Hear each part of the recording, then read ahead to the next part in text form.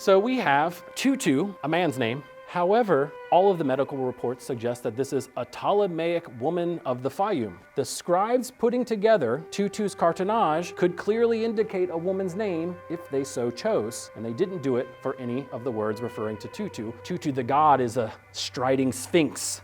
Tutu is a male deity. We cannot call somebody Tutu who's a woman. If you want to name your daughter after the god Tutu, you can't call her Tutu. So for example, if you wanted to name your female baby after Tutu, you could call it Ta Sheret Tutu, the daughter of Tutu. This was the only possible way to utilize the name of Tutu in women's names. All of the cases of the name Tutu in the Ptolemaic period, 100% name men.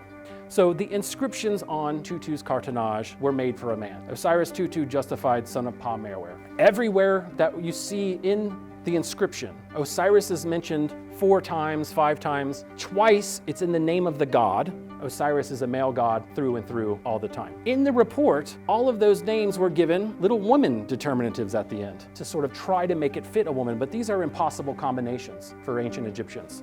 Where does that leave us?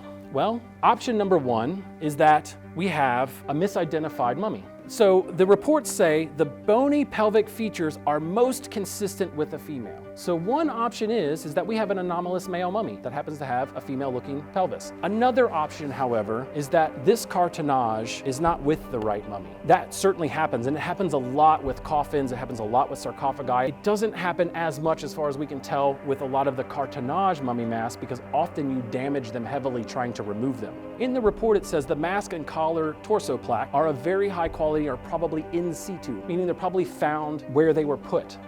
These things are always mysterious. The initial, or one of the reports in 2015, 2016 was influenced thinking that, oh, the mummy has to be a female. So the sort of hieroglyphic transcription was sort of altered a little bit. Now I'm wondering what happens if we go the other way. What if we know the inscriptions for a man and we ask the doctors to look back at those scans again?